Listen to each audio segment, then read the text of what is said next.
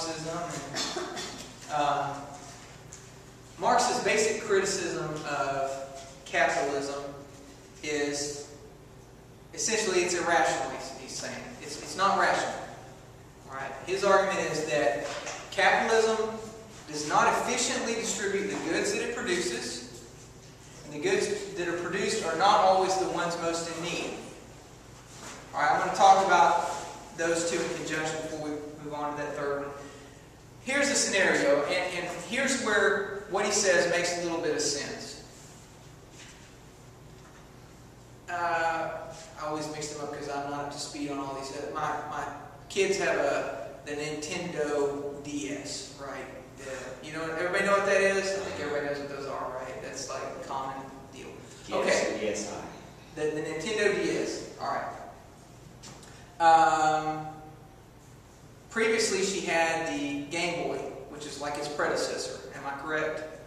Because I think actually you can use the Game Boy on the DS, but you can't go backwards. Right? We had the Game Boy Pocket, the Game Boy Color, the Game Boy Advance, and the Game Boy SP. Yeah, Game Boy Advance. That's what we got, I guess. My 5-year-old now has inherited the Game Boy Advance. Yes.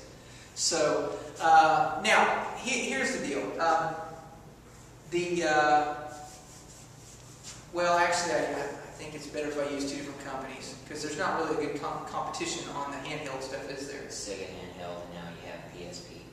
PSP? Okay. Is that a hot handheld one? All right.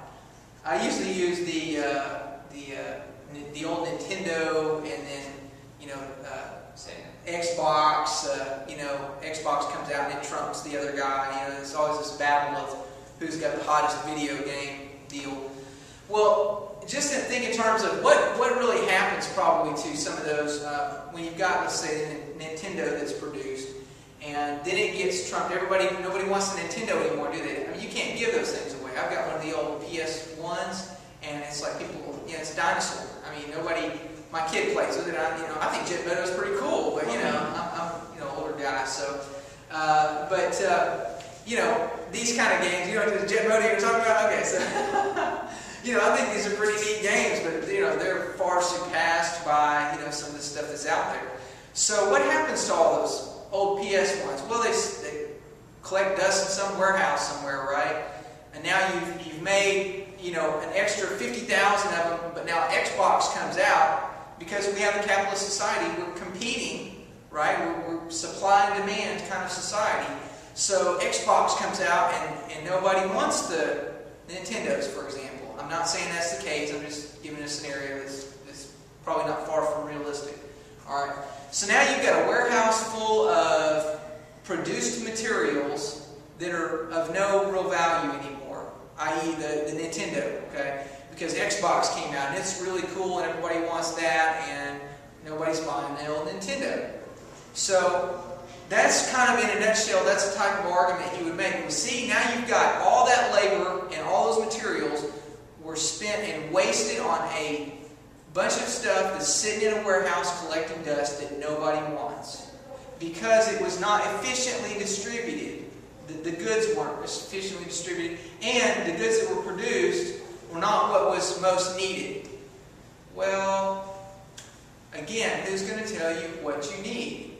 And if you don't have that competition for your dollar going on, then who's going to bother to invent anything that's better? Would Xbox have ever come out if Nintendo was, everybody got one and there's no reason to invent anything else? Gee, why are we going to invent something I'm not making money off of it? Why do I care? I guess that would sound like Atari or ColecoVision then. Yeah, right. The old Atari Pitfall, Asteroids. Flipped that one like twice one night. I burned myself out on video games as a young man because I play all night long, but I got like 200,000 something on Asteroids, so I was satisfied at a point. I just finally said, I think I'm going to quit now. All right. So this is the idea, though. You see, I'm using a modern example of this concept of things get wasted when people are competing with one another. Things get wasted. They're not efficiently, he says, using those materials. So you might get too much of one thing produced and it wasn't really needed, and then you could have been using those energy to produce something else that everybody wanted or needed. Okay, high profits require low wages. which thereby reduce the ability of the worker to buy the goods being produced. Well, okay, now we have seen some of that, haven't we? Well, I shouldn't say that. Actually, it was almost the reverse. You had really high wages were part of the problem. You know, with the auto industry in America, we've had an issue with that recently, haven't we? Why? You know, and that goes back to what happened there. I mean, this is a real good example of what happened there. Foreign market comes in, and we talked about this. You know, would Toyota, Honda, Nissan be very big if the American auto industry was making comparable vehicles? Would they have ever gotten that big? You think?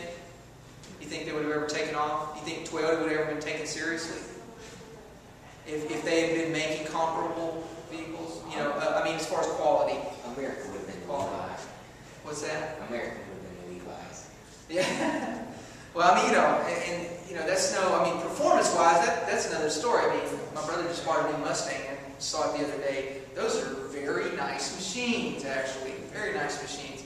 I think they're pretty comparable to some of the stuff that you might see from foreign automakers. But, you know, only time will tell. Are they making them better now? You know, are they making them comparable to, you know, some of your foreign ones?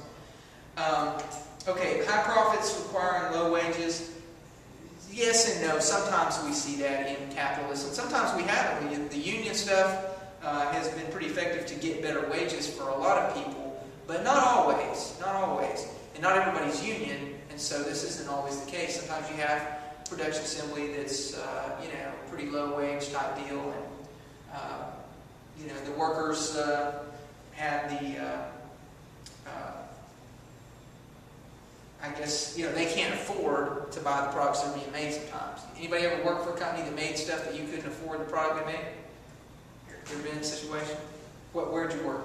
Jewelry store. Jewelry store, okay, yeah, that's a good one. Yeah, that big, nice brooch that they have on display, you know, for $10,000, you know, not this week, right? All right. Okay, another problem that Marx says capitalism has is that competition results in overproduction. That's what I was talking about with that example, which in turn causes unemployment, though.